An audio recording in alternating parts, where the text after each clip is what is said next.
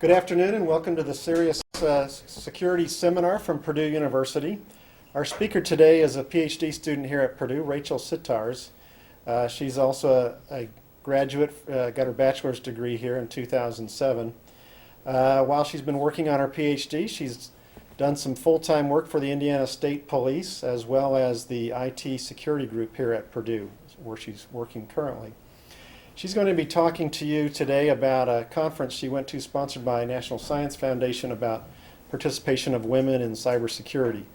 The low number in comparison to men in the field basically is akin to us going into the battle with one arm tied behind our back. So she's going to share her experiences there at that conference. Rachel? All right. Thank you.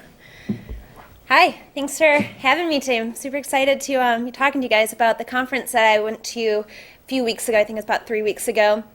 Like you said, I'm Rachel. I'm a PhD student here at Purdue in cyber forensics, and I'm going to go over my background a little bit. This is an outline for what I'm going to discuss today, kind of general outline, but it can be long-winded, so I'm going to try to stick to this and not get too far off track. I'll keep my eye on the clock. So a little bit about me. I am a lifetime Boilermaker. I have been here since 2003. Is anyone else jealous that they haven't been here for the last 11 years? Yeah. So I did my undergrad here. I studied law and society, forensics, and psychology. Graduated in 2007. I was a student athlete during that time here. I was a swimmer, still am. But that's kind of one of the reasons that I came here originally, for athletics. Never thought that I would ever be in technology whatsoever. I would say honestly, and when I first started school, I knew how to use Word and Excel, and that was pretty much it. So I was, never thought that I'd be in this spot that I'm in now. I entered the cyber forensics program in 2008 and got my master's in 2010. The second semester of my senior year in undergrad, Mark Rogers, my professor, came and gave a presentation about cyber forensics, and that was my Oprah aha moment, and that's why I entered the program in 2008. And so now I am working on my PhD. Hopefully I will graduate soon. Spaff is on my committee, and when I said I have a year left, he laughed at me and said good luck, so we'll see how much longer I have. But I am done with my coursework, so that's a good thing. During this entire time that I've been in school, I have been working full-time, so as you can imagine, I don't sleep very much, I guess. I'm pretty busy typically, but I worked for the Indiana State Police for the last 3 years, and I was on the Crimes Against Children Task Force, and I was a criminal intelligence analyst. So basically, those creepy online predators, I did analysis on them and tracked them down every single day. As you can imagine, that's a pretty dark field, and after a while I was like, I need to take a step back from this because it's too much. So a job was opened for Purdue in the IT security and policy, and I took that. So now what I do, I build analytical products based on the threats that we see at the Purdue network. So it's a lot of fun. A little bit different, but still get to do what I'm good at, that's analyzing bad things online. So a little bit more. I have the Homeland Security STEM Fellowship through Purdue Vaccine. And my areas of research, since I've started, have been about the psychological and behavioral analysis of online criminals. And most of it has been around those child predators. That's kind of where my expertise has gotten. I did a paper on internet addiction of child pornographers, and that actually just got accepted into a journal. So in May, I will be going to Virginia to present that, and it will be in their journal afterwards, so that's really exciting. I also did some projects on criminal organizations using the cloud. So as you can imagine, that's, they're going to use any technology that they can too. So, and I've presented that a number of times as poster presentations. I got the opportunity to go and present some of my research and my findings at the National Academy of Sciences in Southern California. I can't remember which town, maybe Irvine. And that was in December, I think, 2 years ago. So it was really nice to leave Indiana and go to nice, warm Southern California to present. And I got to stay there, I think, like 5 days. It was pretty awesome. So, and as I said, I've been accepted into that journal, and I also was featured in USA Today. That's where that picture, yes, I used to be a blonde. I'm no longer, as you can tell. But that was in USA Today, so that was pretty neat too. So a few other things, and I will get to why I'm sharing all of this here in a second. I'm a crazy cat lady, as you can see. That's my cat Russell wearing swim goggles because I'm a swimmer, so why wouldn't I have him wear swim goggles, right? I'm a swimmer and athlete at heart. I swim probably every day, almost every day. And I have a team in town. I hate cancer. My dad passed away from cancer, so I'm passionately against cancer. That's my dad down in the corner. And I'm a believer in positivity, because positivity takes you a long ways. So why am I sharing all of this? Because I think coming from liberal arts, coming from this diverse background I have, it's really important to remember that you can have it all, that women especially can have it all. Women are often, told you can't do everything. You can't be the full-time worker and a mom and, have a nice house and all of that stuff. But you can have it all. You can do what you want. And it's good to have a passion in life about what it is that you really enjoy. For me, if I didn't do all the other crazy things, dress my cat, swim every day, I would go crazy, honestly. I have to do all that stuff. That's how I decompress. So, and coming from liberal arts, coming from psychology and those, fluffy different backgrounds, technology has been really hard for me. Coming into cyber forensics, first few semesters, I was like, what is this? What is programming? But I've had to just dive in and learn it. And I can honestly say when I started, I barely knew how to turn a computer on, and now I know more than the average person. So it's, you're not incapable of learning it just because you're a girl. So that is why I shared all that. So I recently got to go to Nashville, and that was April 11th and 12th for the Women in Cybersecurity Conference. It was the first one for this specific program.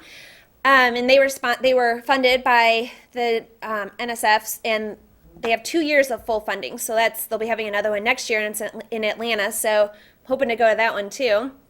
But it brought together a lot of teachers, students, faculty, people in industry, and just a diverse group of people to all talk about why women need to be in cybersecurity, why it's important to bring women into this field.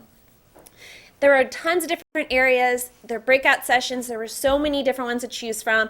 There was academics, research, industry, and government. So there were tons of different things to learn about in each section. And they gave a lot of women scholarships to attend. I was one of them. They paid for my housing.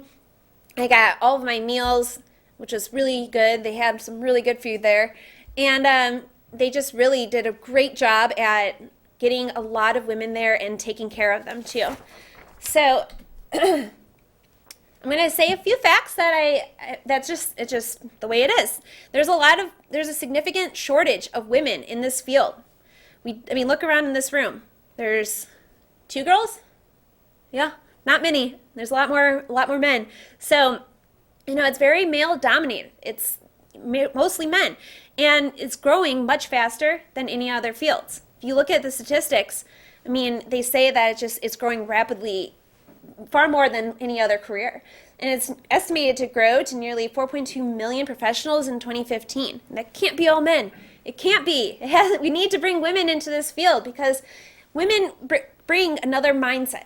Women are able to bring another component. And working in teams, it just makes it more diverse and to come to stronger conclusions. So just some stats that I found that I thought were really interesting. 27% are computer scientists. That's a really low number. 3.1% of tech are women, CEOs. So, most women, nearly half, were discouraged from joining any sort of STEM career. And I'm going to get to that a little bit later on. But I think those stats are alarming and really show the need to bring more women into this field. Instead of encouraging women to just go into teaching, just go into nursing, which those are great careers as well, but we can't just have a cookie-cutter society. We need to bring women into this field as well. So why should they come into this field? Of course, we all know technology is always evolving. It's always changing. I got my phone like a year ago, and that's so outdated now. So, it's always changing. It's always evolving, and it's part of our daily lives, and it's part of society's daily lives, businesses. Everybody uses technology. I can't think of a single entity that doesn't use technology in some form. So, and there's constant exploits. And that's something I've really seen by working here at Purdue for ITAP since I've started. Constantly, every single day, there's tons of exploits. There's tons of security attempts, phishing attempts or other kind of problems with the technology. So, being able to mitigate these problems and to come to solutions and really cut down on all of the threats and the exploits, we need to have a diverse group of people who are working on that. Because if we only have one form, I'm sorry for the men, but if we only have men, we're not going to have, other solutions that possibly could prevent these attacks. We need to have diversity within cybersecurity. So the objectives for this conference was to increase women's involvement in cybersecurity, raise awareness about the importance of this field, and to bring women together to just share in the experience and their knowledge, networking, and mentoring. There was, during the conference, there was this girl, and she looked so young. I was like, how are you even in college? And she was a freshman, so she, it was her first semester. But she asked one of the presenters, I don't know what I want to do with my life.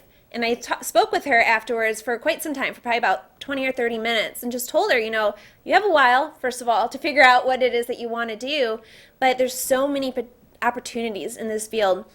And there's so much potential, and there's so many different things you can do. And I told her about how in cyber forensics, we've had somebody who did a project on Xbox because they really liked Xbox. We had someone right now doing a project on Roku because that's what he was interested in. Whatever it is that you're interested in, you can do that in cybersecurity and find your place and find your niche. So I thought this was really interesting, and this was on the Women's Cybersecurity Conference's website, and they just some reasons that women don't choose STEM fields, and stereotypical notions, lack of social support, lack of confidence in women. There's so many different reasons why women don't go into these STEM fields.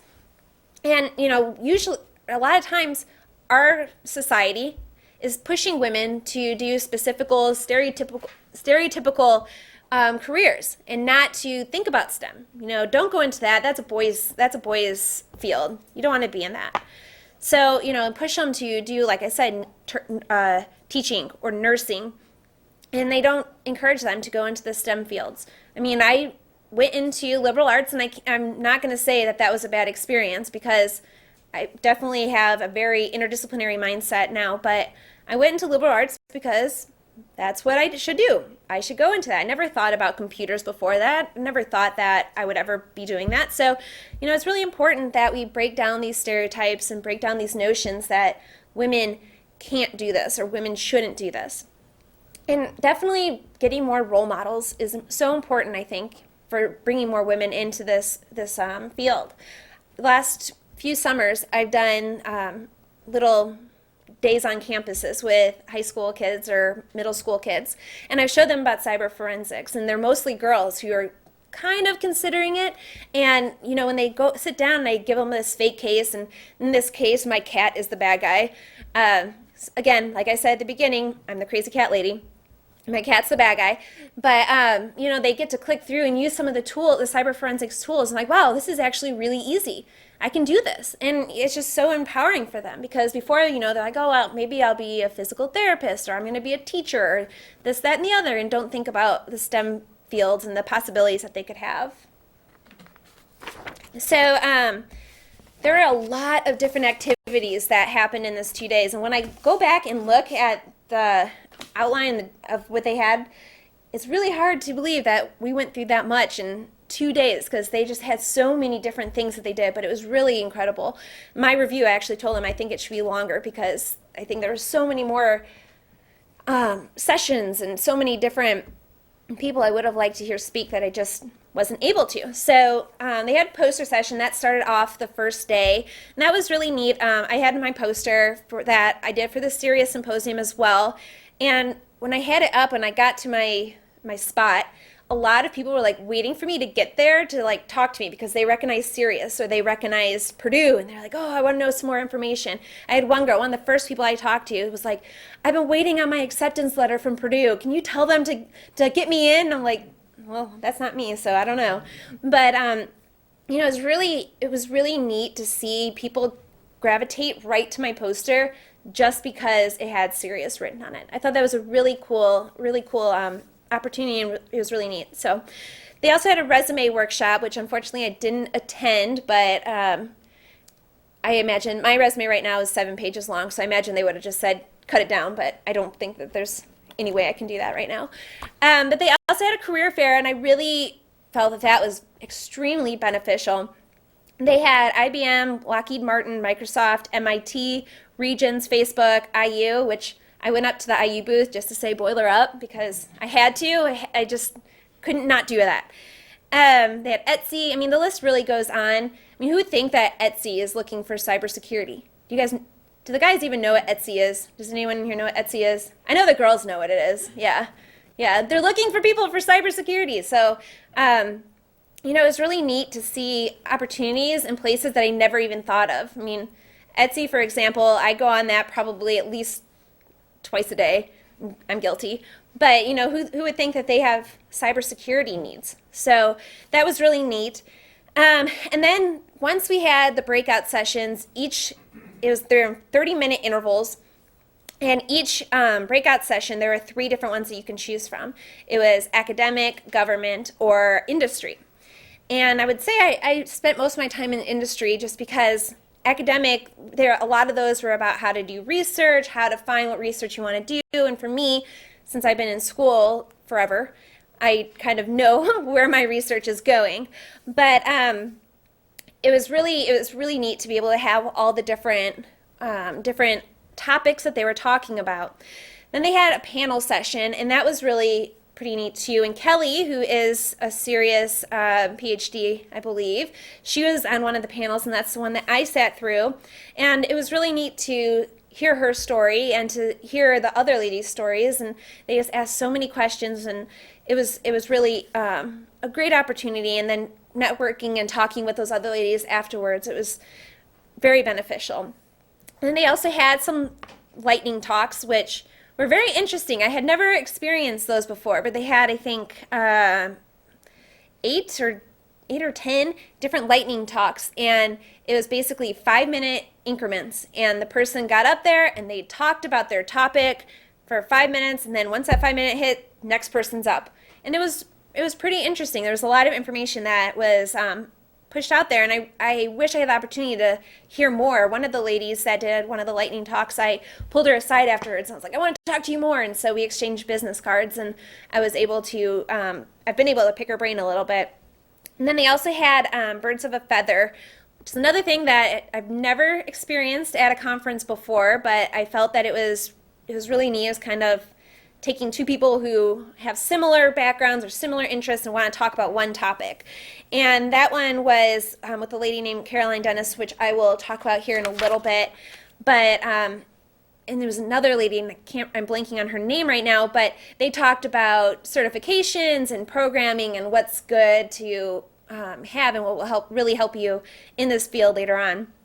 And then they also had some technical presentations, which, as I said, I come from the liberal arts, and while I definitely know more about technology than I would say a lot of people, I don't know how to code yet. I do want to learn, so if anyone here is good at coding, teach me. But they were just talking about hacking and different aspects, and it was really interesting because it was this girl, she works for Regions Bank. And she was like, she was cute. She was, really pretty, wearing high heels. She didn't look like what you think of as a nerdy, geeky hacker, right? And so it was really cool to hear what she has to say, although it was very technical what she was talking about. At some points I was like, what? I don't know what's going on right now. So a few of the presenters that I thought were really great. This is Lisa Foreman. She has a nonprofit called Cyberjutsu. I think I said that right.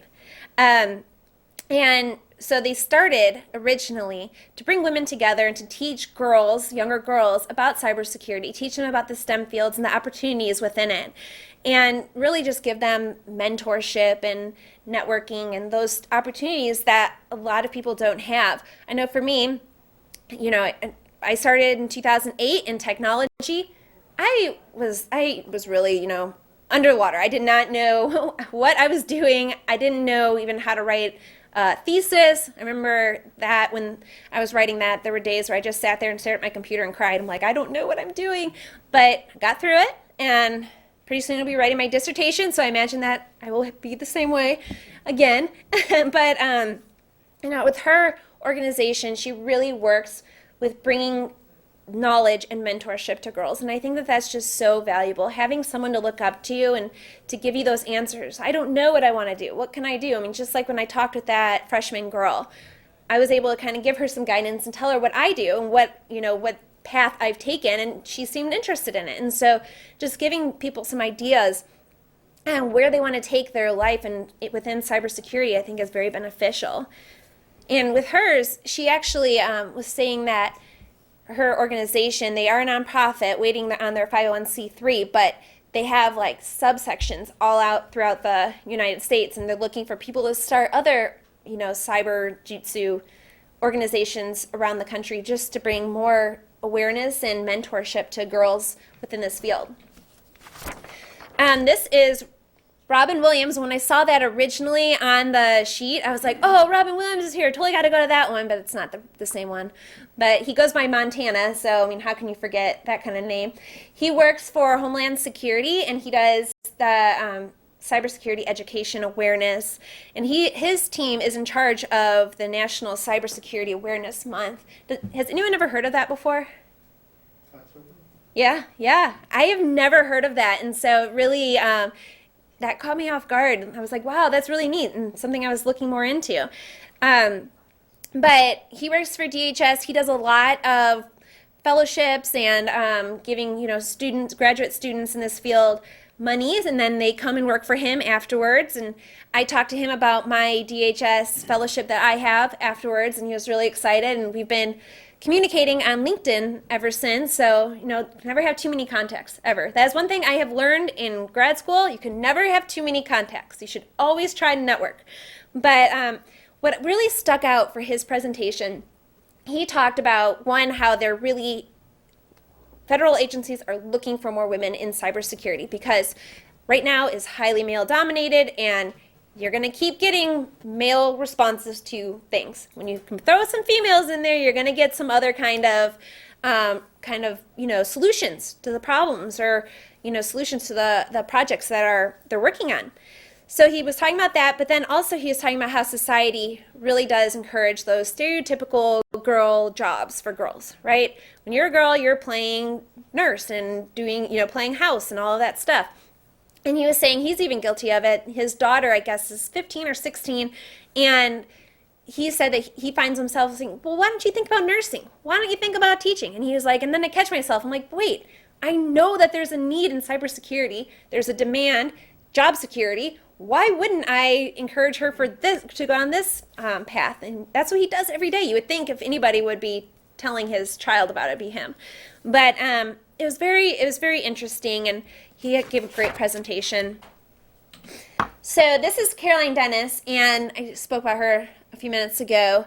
And this was probably the most beneficial presentation that I sat through. I really enjoyed her presentation. This was the Birds of a Feather one, and she spoke with Jean Pollack, who is the chair, and she's a big programmer and coder, and she taught herself, I guess, all the languages she knows, she taught herself. She was talking about how she grew up in an impoverished area, and she knew that the way out was with computers, and she taught herself how to program, and then all these different languages, and they just had really fantastic advice about different certifications, programming languages that are good to learn, where to start. I mean, I was taking notes on my phone. I have about 15 different certifications that I need to start thinking about, but I really benefited a lot from this presentation, and especially, really about the certifications. Like, they talked about that in nearly every presentation, but hers really drove it home that I need to start working on that. For me, I don't have any certifications. I have the degrees, and I'm going to have, another degree here, hopefully, again, within the year. We'll see, though. But, it's just giving an idea of what companies, what the government, what people are looking for to have on the resume, those key words. I think it was hugely beneficial. So we know what I'll be doing this summer. So they just afterwards, they really went through a lot of really great great certifications, great just things that I should look into. And then afterwards, I went and spoke with her, and there were so many people who wanted to talk with her. It was about a 15-minute wait. I was just standing there waiting and waiting. And when I got up to talk with her, and there were still some other girls standing around, and I was telling her about my interdisciplinary background, and she's like, yes, that's something I forgot to talk about. And just saying how valuable it is to have an interdisciplinary background. It's great to be specific in one area, to say that this is my specialty and that's what I'm good at, but to be able to understand from all angles makes you that much more valuable, because you're not just on one road. You can think about it from all areas. So she is another one that was very beneficial. We've communicated on LinkedIn. Now we're communicating on email. And so the last almost 3 weeks, we've been communicating back and forth almost every day. So it's been really neat to make these connections. So the keynotes, I thought that they were fantastic. And part of it was because, at least this one, Deb Finke, I believe you say her name, she talked about Purdue and talked about SPAF, which was really neat. I was like, yeah. And she just like dropped his name, like, you know, it's common knowledge. We all should know who SPAF is. But I really enjoyed her keynote, and I really felt I identified with her. And I'm not really sure what it was that stuck out to me, why I felt like I identified with her, but for whatever reason, I did. And I mean, it could have been that she talked about, she does everything. You can see these pictures. I mean, she's, you know, writing things, but then she's also really passionate about horses, and that's her passion. And I identified with that because of swimming and my crazy cat lady habits. But I really identified with her, and I really enjoyed her presentation. So the main takeaway from her presentation that I really thought was valuable was that women often don't ask. If you don't ask, you definitely won't get. You definitely don't know if you don't ask. And she was saying how, you know, sometimes you need to work from home. Sometimes you want more money. You think that you're worth more. And women often just settle for it, you know, what they're given. They said, there's no way that they'll let me work from home. There's no way they'll give me a raise, so I'm not even going to ask. But if you don't ask, you don't know. And that's something that really stuck out and that I took with me from her presentation. And, you know, she talked about how you can do it all, and a lot of that comes back to that asking. You know, women are expected to take care of the house, to take care of the kids, do everything, and be, you know, Superman. But you can't do it all if you don't ask. If you just assume you need to sit behind a desk from 8 to 5, that's what you're going to be doing. They can't read your mind. Your bosses can't read your mind. If you say, you know, ask them, hey, 3 days a week, can I work from home? Maybe they'll give it to you, or maybe they'll negotiate something. But again, if you don't ask, you don't know.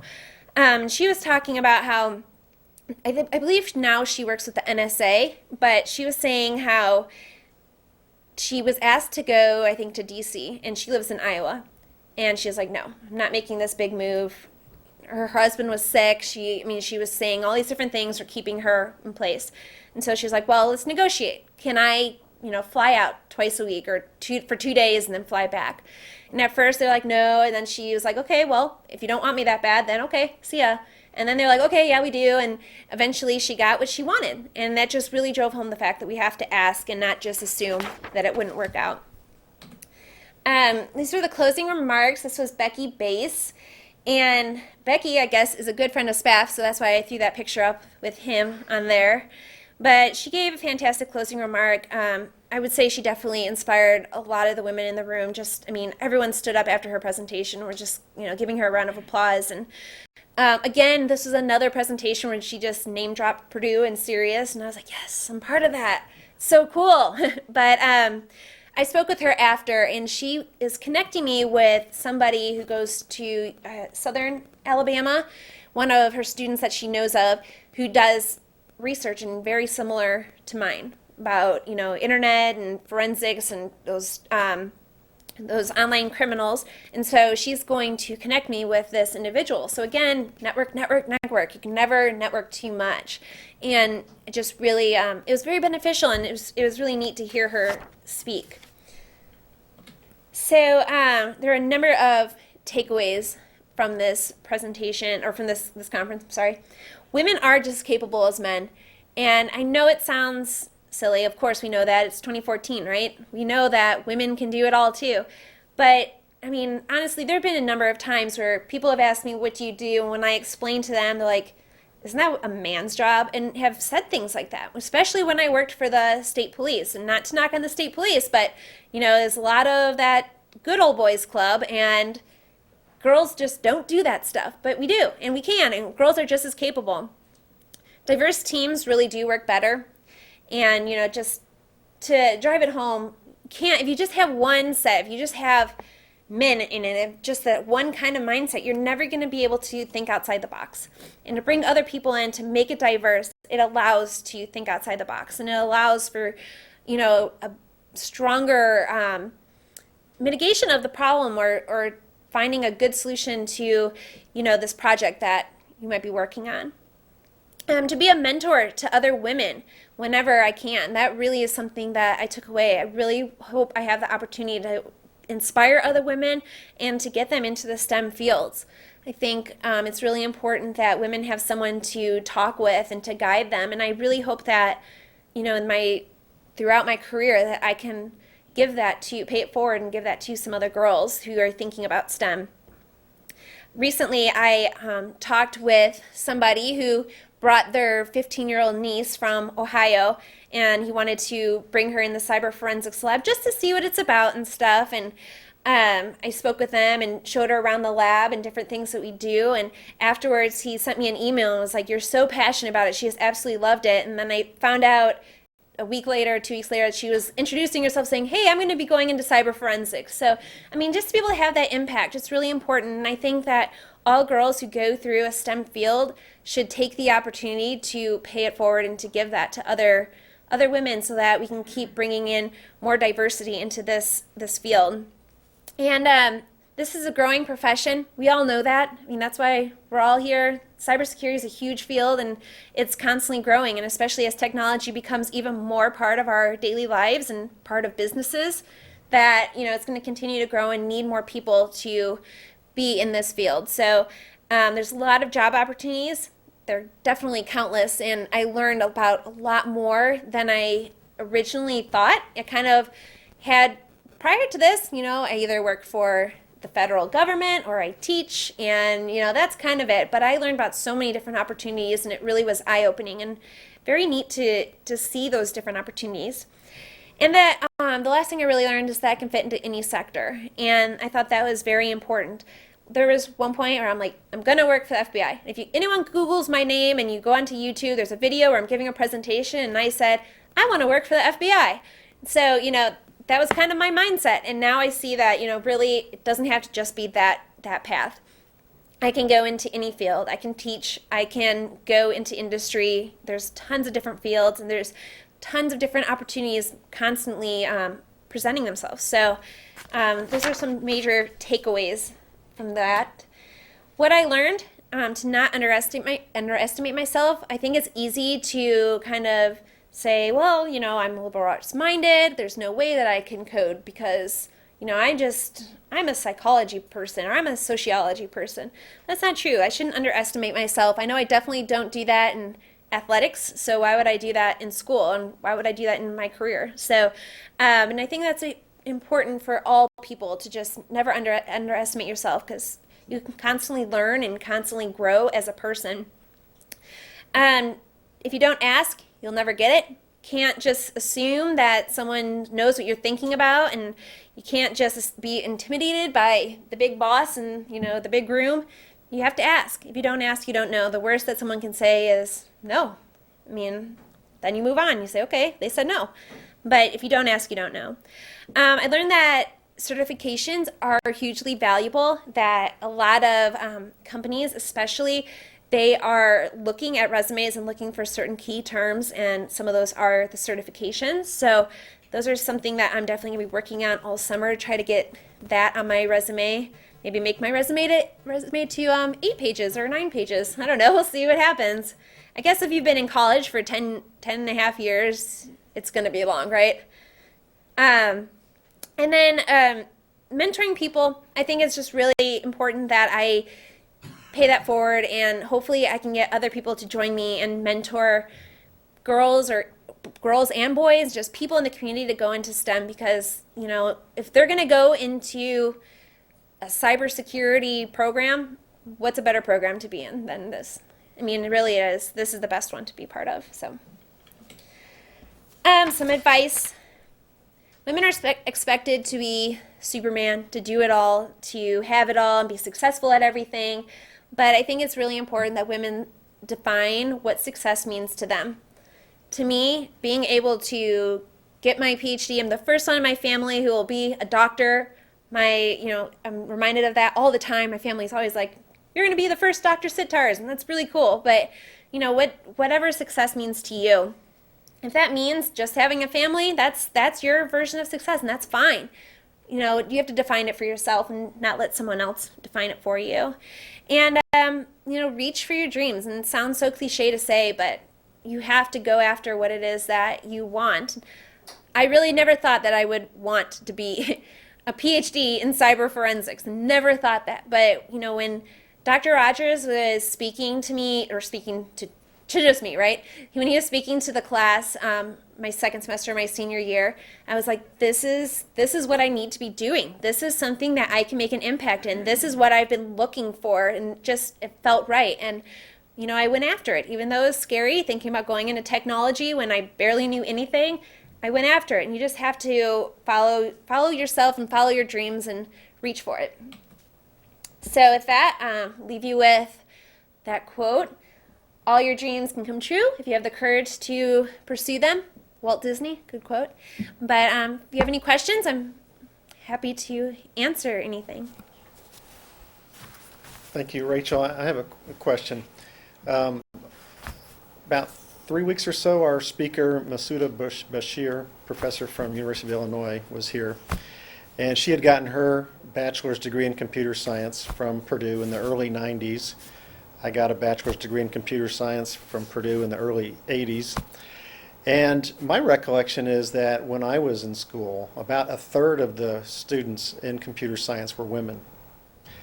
She said by the time she was there in the early 90s, it was no more than 10%. And I think from then until now, I don't think computer science has really broken that 10% barrier. In fact, it might even have gone lower. So we were trying to figure out what happened in the 1980s that precipitated this drop in women participation in computer science. So I'm curious, was there any discussion about what happened in the past? Because I think it wasn't such a big imbalance then. No one discussed that at the presentation, or at the conference, I'm sorry. And I was little in the 1980s, so I don't know. But my first thought when you were saying that was perhaps, when the 80s is kind of when computers really started to, people were talking about it, and so it was exciting, and maybe, a lot of people were going into it because of that reason, and then maybe somehow it transitioned to, nope, this is a boys thing, and society just starting to put that pressure onto girls to not go into the STEM fields. But no one really talked about that. More so just the now, I would say. But that would be an interesting project. Yeah. Uh-huh. For the conference that you went to, are there notes or videos or other things posted online for that yet? They have some stuff on their website, and if you just Google Women in Cybersecurity Conference, you can find their website. They also have a Facebook page where there's been a lot of talk since then, and I know I get emails from them, and they say, here's this free certification for 2 weeks, do it and stuff. So it's really cool to get those. They took a lot of pictures. I don't know that they videoed any of the presentations, but yeah, if you Google it, you can definitely check out their website and see if there's something that would be beneficial to you.